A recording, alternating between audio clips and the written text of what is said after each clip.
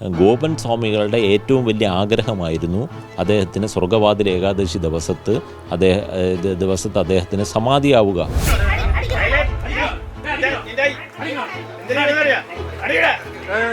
അതിന് വിഘ്നം വരുത്തുക എന്ന് പറഞ്ഞാൽ സമാധിയായ വ്യക്തിയോട് ചെയ്യുന്ന ഏറ്റവും വലിയ ക്രൂരതയാണ്. മനുഷ്യ ജീവിതത്തിന് കുടിൽ കൊടുക്കാൻ ഇത്രയും കരുത്തുള്ള ഇന്ത്യൻ പൗരന്മാരെ അങ്ങനെ ഉണ്ടെങ്കിൽ മുന്നോട്ട് വരട്ടെ. ആരാണ് ഇതിന്റെ ആള്? ഗോപൻ സ്വാമികൾ ജീവിച്ചിരുന്ന സമയത്ത് പോലും അദ്ദേഹത്തിന് മനസ്വസ്ഥത കൊടുത്ത ആൾക്കാരൊന്നുമല്ല.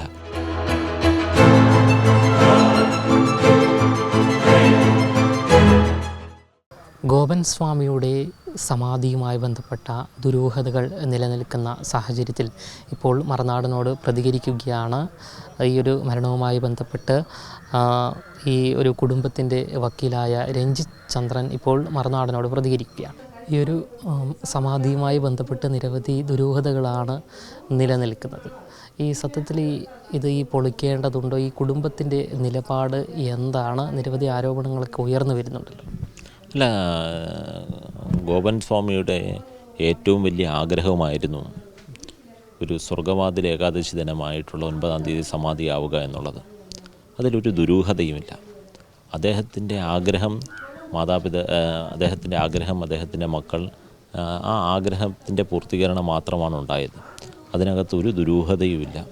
കാരണം ഇവിടെ ഏതെങ്കിലും തരത്തിലുള്ള അച്ഛനോ മക്കളുമായിട്ടുള്ള എന്തെങ്കിലും വിഷയങ്ങൾ നടക്കുകയോ അദ്ദേഹം കുടുംബത്തിൽ എന്തെങ്കിലും വിഷയം നടക്കുകയോ അങ്ങനെ ഒന്നും ചെയ്തിട്ടില്ല. ഇവിടെ ആകെ വിഷയം എന്താ? ഇതിനകത്തുള്ള വാദി അല്ലെങ്കിൽ ഇതിനകത്തൊരു കംപ്ലൈൻ്റൊക്കെ തന്നെ ഉന്നയിക്കുന്ന വ്യക്തികൾ അവരുടെ വെസ്റ്റഡ് ഇൻട്രസ്റ്റാണ്. അവർ പല സന്ദർഭങ്ങളിലൊക്കെ തന്നെ ഗോപൻ സ്വാമിക്ക് ഒരു മനസ്വസ്ഥതയും നൽകിയിട്ടില്ല. പിന്നെ അദ്ദേഹം ഒരു സാത്വിക ജീവിതം നയിച്ചതുകൊണ്ട് മാത്രം അതിനെയൊക്കെ അവഗണിച്ച് മുന്നോട്ട് പോയി. ഈ ക്ഷേത്രത്തിൻ്റെ വസ്തുവായിട്ട് ബന്ധപ്പെട്ടുള്ള തർക്കം, ഈ ക്ഷേത്രത്തിൻ്റെ വഴിയുമായിട്ട് ബന്ധപ്പെട്ടുള്ള തർക്കം, അങ്ങനെയൊക്കെ തന്നെ ഉന്നയിച്ച ആളുകളാണ്. ആ ആൾക്കാരുടെ പേരൊന്നും ഞാനിപ്പോൾ പറയാൻ ഉദ്ദേശിക്കുന്നില്ല. ആ ആളുകളൊക്കെ തന്നെ ഇതിനകത്തൊരു ദുരൂഹത പറഞ്ഞു. അതിൻ്റെ ഭാഗമായിട്ട് പോലീസ് നിന്നു. ആ പോലീസ് നിന്നതിൻ്റെ ഭാഗമായിട്ട് പോലീസ് പറഞ്ഞു അതിനെ സംബന്ധിച്ച് അന്വേഷിക്കാൻ, അതിനെ സംബന്ധിച്ച് നമുക്കൊരു നോട്ടീസ് തരണ്ട, നമ്മുടെ ഭാഗം കേൾക്കണ്ട എന്നാണ് പോലീസ് പറഞ്ഞത്. പക്ഷേ ഇന്നലെ 2 മണിയോടുകൂടി പോലീസ് അതിൻ്റെ നിലപാട് മാറ്റേണ്ടി വന്നു. അവർ നമ്മുടെ ഭാഗവും കേൾക്കണം എന്നുള്ള ഒരു നിലപാടിലോട്ട് RDO അടക്കം വന്നു. അങ്ങനെ ഇന്നലെ പോലീസ് സ്റ്റേഷനിൽ മക്കളൊക്കെ ആയിട്ട് സംസാരിക്കുകയുണ്ടായി. ഞാനും ഒക്കെ ആയിട്ട് സംസാരിച്ചതിന് ശേഷം ആ പോലീസിൻ്റെ നടപടിയെ സംബന്ധിച്ചുള്ള നോട്ടീസ് നമുക്ക് തരികയുണ്ടായി. അതിനുശേഷം എന്നാണ് ഇനി അടുത്ത മറ്റേ നടപടിയുമായിട്ട് മുന്നോട്ട് പോകും എന്നുള്ള നടപടിയും തരും എന്ന് RDO ഇപ്പോൾ പറഞ്ഞിരിക്കുകയാണ്. തീർച്ചയായിട്ടും അദ്ദേഹത്തിൻ്റെ ശാരീരിക അവശതകൾ അടക്കമുള്ള റെക്കോർഡുകൾ നമ്മൾ എടുത്തുകൊണ്ടിരിക്കുകയാണ്. അതെല്ലാം സ്വീകരിച്ചുകൊണ്ട് 9-ാം തീയതിയുള്ള സമാധി ദിവസവും അതിനുശേഷം 41-ാം തീയതി ഉള്ള അദ്ദേഹത്തിൻ്റെ ചടങ്ങുകളുണ്ട്. 41 ദിവസം നീണ്ടു നിൽക്കുന്ന സമാധിയുമായിട്ട് ബന്ധപ്പെട്ട ചടങ്ങുകളുമുണ്ട്.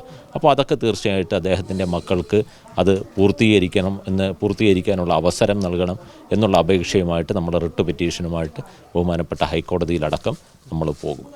ഈ ഹിന്ദു ആചാരത്തെ വ്രണപ്പെടുത്താൻ ശ്രമിക്കുന്ന അത്തരത്തിലുള്ള ആരോപണങ്ങളൊക്കെ ഉയർന്നു വരുന്നുണ്ടല്ലോ, അതിനെങ്ങനെ നോക്കിക്കോ? അല്ല, തീർച്ചയായിട്ടും ഇതിനകത്ത് ഏറ്റവും കൺസേൺ ആയിട്ടുള്ള കാര്യമെന്ന് പറഞ്ഞാൽ ഗോപൻ സ്വാമികളുടെ ഏറ്റവും വലിയ ആഗ്രഹമായിരുന്നു അദ്ദേഹത്തിന് സ്വർഗവാതിൽ ഏകാദശി ദിവസത്തെ അദ്ദേഹത്തിന് സമാധിയാവുക. അദ്ദേഹത്തിൻ്റെ ഒരു പിതാവിൻ്റെ ആഗ്രഹം മക്കളിലല്ലേ പറയാൻ പറ്റുള്ളൂ. മക്കളത് നടപ്പിലാക്കി. തീർച്ചയായിട്ടും പിതാവിൻ്റെ ആഗ്രഹമാണ്. ആ ആഗ്രഹത്തിൻ്റെ ഒരു ബാക്കിയും കൂടെ ഉണ്ട്. 41 ദിവസത്തെ പൂജ എന്ന് പറയുന്നത് പിതാവിൻ്റെ ആ സമാധിയായിട്ട് ബന്ധപ്പെട്ടുള്ള തുടർ നടപടിയാണ്. അതിന് വിഘ്നം വരുത്തുക എന്ന് പറഞ്ഞാൽ സമാധിയായ വ്യക്തിയോട് ചെയ്യുന്ന ഏറ്റവും വലിയ ക്രൂരതയാണ്.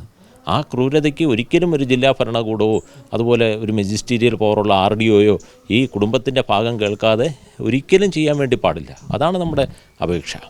ഈ ആചാരവും അനുഷ്ഠാനവും എല്ലാം നിലനിൽക്കുമ്പോഴും നിയമം എന്നൊരു വശവും കൂടി ചിന്തിക്കുമ്പോൾ അല്ല, നമ്മളൊരു തർക്കത്തിനുമില്ല, കുടുംബം ഒരു തർക്കത്തിനുമില്ല. പക്ഷേ സമാധിയായ വ്യക്തിയുടെ ആഗ്രഹമായിരുന്നു സ്വർഗവാതിൽ ഏകാദശി ദിവസത്തെ സമാധിയാവുക.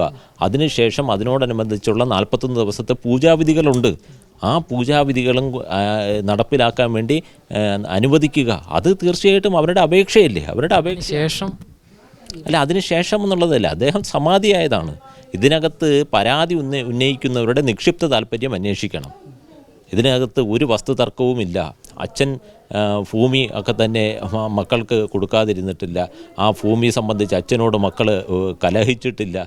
അതുകൊണ്ട് അച്ഛൻ പെട്ടെന്ന് പോയാൽ ഈ ഭൂമി നമുക്ക് കിട്ടും എന്നുള്ള കാര്യമില്ല. അങ്ങനെയുള്ള എന്തെങ്കിലും ഒരു തർക്കമുണ്ടോ? ഒരു സെൻറ്റിൻ്റെയെങ്കിലും ഒരു തർക്കമുണ്ടോ? അങ്ങനത്തെ ഒരു തർക്കവും ഇല്ലല്ലോ. അപ്പോൾ പിന്നെ ഇതിനകത്ത് തർക്കം ഉന്നയിക്കുന്ന അല്ലെങ്കിൽ ഇതിനകത്ത് വ്യാജ പരാതിയുമായിട്ട് മുന്നോട്ട് പോകുന്ന വ്യക്തികളുടെ ആവശ്യമെന്ന് പറഞ്ഞാൽ ഗോപൻ സ്വാമികൾ ജീവിച്ചിരുന്ന സമയത്ത് പോലും അദ്ദേഹത്തിന് മനസ്വസ്ഥത കൊടുത്ത ആൾക്കാരൊന്നുമല്ല. അവരുടെയാണ് യഥാർത്ഥത്തിൽ വ്യാജമായിട്ടുള്ള ഗോപൻ സ്വാമികളോടുള്ള സ്നേഹം. അവരുടെയാണ് വ്യാജ സ്നേഹം. യഥാർത്ഥ സ്നേഹം എന്ന് പറഞ്ഞാൽ മക്കളുടെ ആയിരുന്നു.